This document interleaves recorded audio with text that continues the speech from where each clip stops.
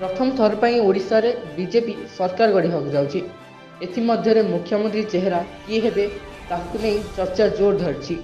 कहीं पूर्वर मुख्यमंत्री चेहरा बाबद स्पष्ट करा एवं जने ओडिया और ओडिया भाषा जानिथिबा व्यक्ति मुख्यमंत्री हेबे बोली प्रधानमंत्री निज अभिभाषण में कही।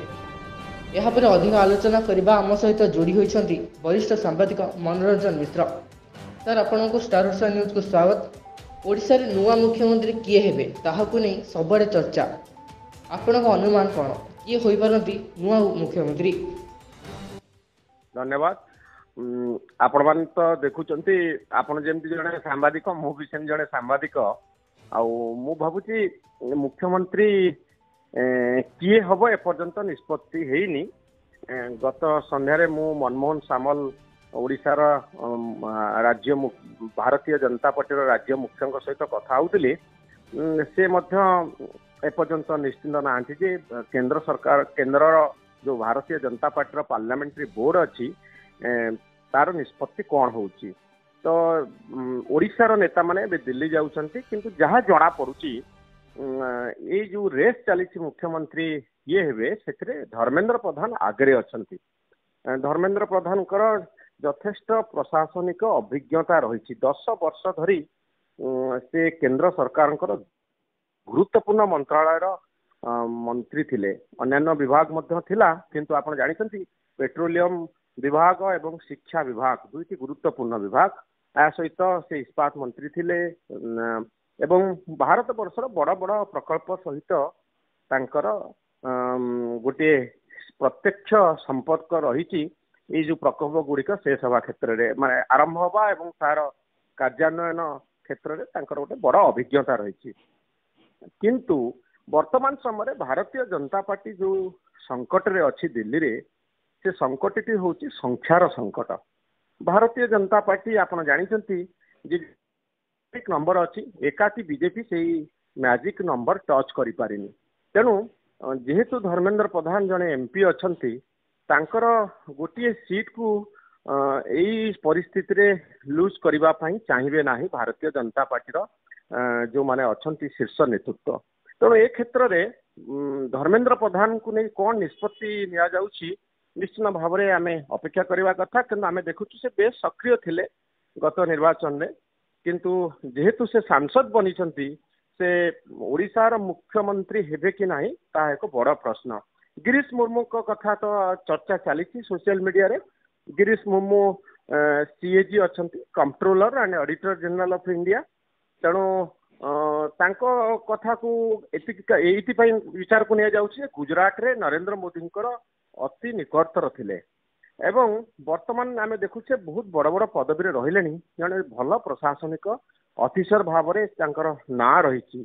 तेणु गिरीश मुर्मू को ना मध्य चर्चा को आसुची। किंतु सेठी आउ गोटे कथा मु खाली कहबा पई चाहिबी जे आमे देखुचे जे द्रौपदी मुर्मू जे मयूरभंजर से वर्तमान भारतर राष्ट्रपति अछंती। सेही मयूरभंजर गिरीश मुर्मू को जदिओ से ट्राइबल फेस बोली आमे कहि परिबा आदिवासी चेहरा ही पारंती किंतु आदिवासी चेहरा को ऑलरेडी आमे भारत वर्षर प्रेसिडेंट भाव में देखि सारिछु।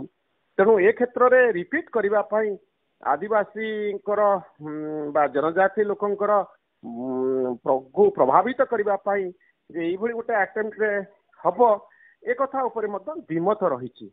तेणु तृतीय कथा रहउछि जे आमे जहाँ देखुछु जे मनमोहन सामल दाबीदार थिले किंतु मनमोहन सामल निर्वाचन हारी जाइछंती। तेणु ए क्षेत्र में तांको ना को बोध हुए कंसीडर न करा जाई पारे। तेणु अन्य जो स्थानीय लीडर अच्छी यंग लीडर कथा जदि विचार करा जीवो मु भाभी सूर्यवंशी कथा आसीबो जी जी गोटे भल चेहरा एक्सेप्टेबल ग्रहण योग्य चेहरा। आपन जदि महिला कथा कहबे महिला भितर दुई जन प्रमुख महिला अच्छी सुरमा पाढ़ी अच्छी आउ प्रभाती परिडा अच्छी। दुई जन चेहरा सुरमा पाढ़ी थिले पूर्वर मंत्री थिले आउ महिला शाखार मुख्य मध्य थिले ऑल इंडिया बेसिस रे तांकर अभिज्ञता मध्य रही। प्रभाती परिडा मध्य सेमती जने भल चेहरा जदि महिला कथा कंसीडर करा जाए। आदिवासी कथा जदि स्थानीय नेता उपरे चर्चा करा जाए ताहले मोहन माझी केउंझर आपण देखिथिबे केउंझर मोहन माझी गत विधानसभा गुड़िकरे से बहुत सक्रिय थिले, बहुत गुड़े प्रश्न उठाउथिले एवं एक्टिवली पार्टिसिपेट करुथिले विधानसभा रे।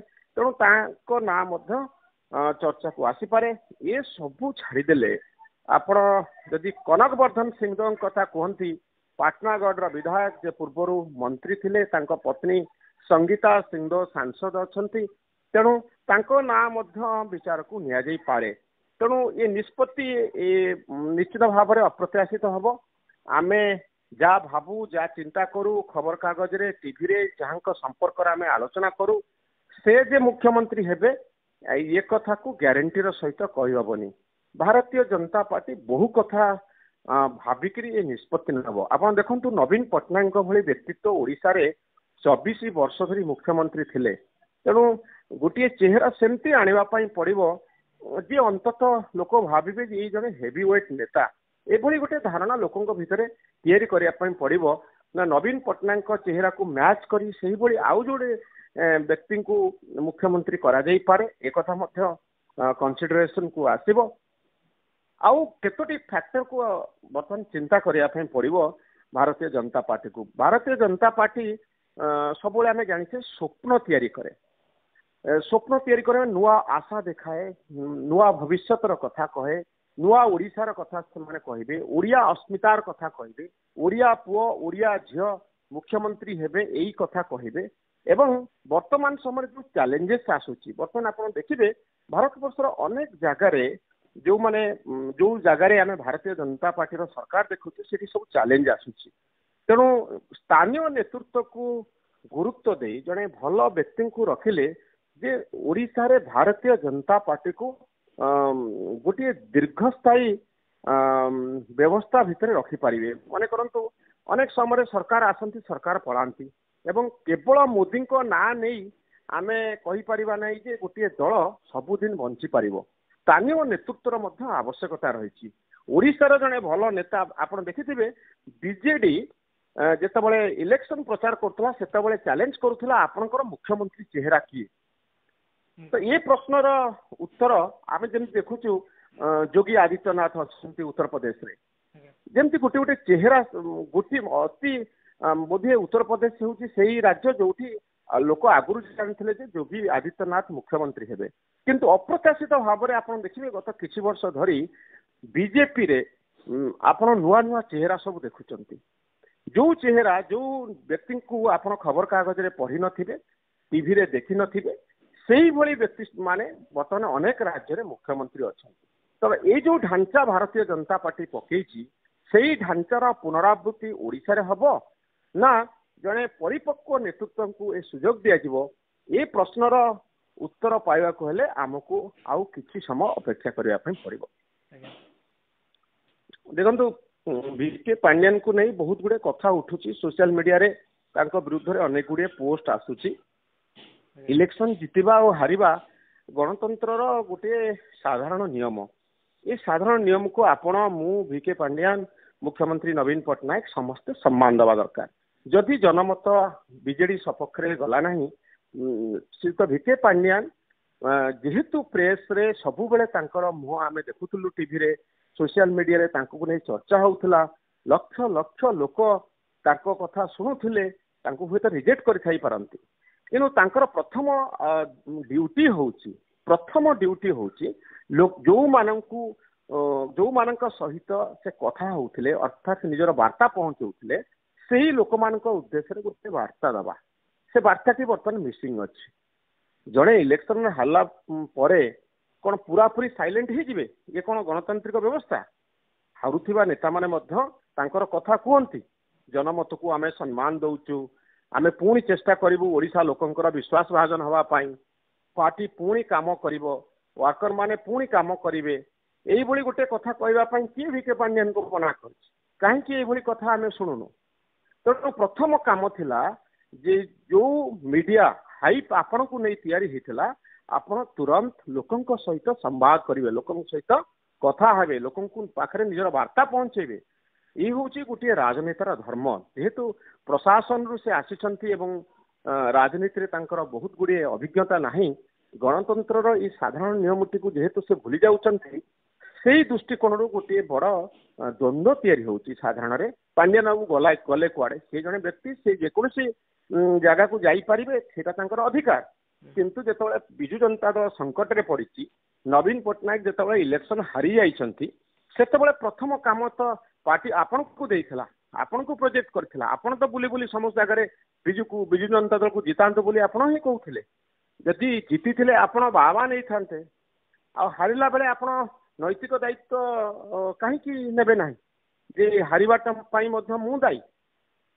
ତେଣୁ ବଡ କଥା ହଉଛି ଯେ ହାରିଲା ପରେ ମଧ୍ୟ ସ୍ଥିର ରହିବା ଏବଂ ହାରିଲା ପରେ ମଧ୍ୟ ନିଜର କଥାକୁ ଲୋକଙ୍କ ପାଖରେ ପହଞ୍ଚେଇବା, ଏ ହଉଛି ରାଜନେତାର ଧର୍ମ।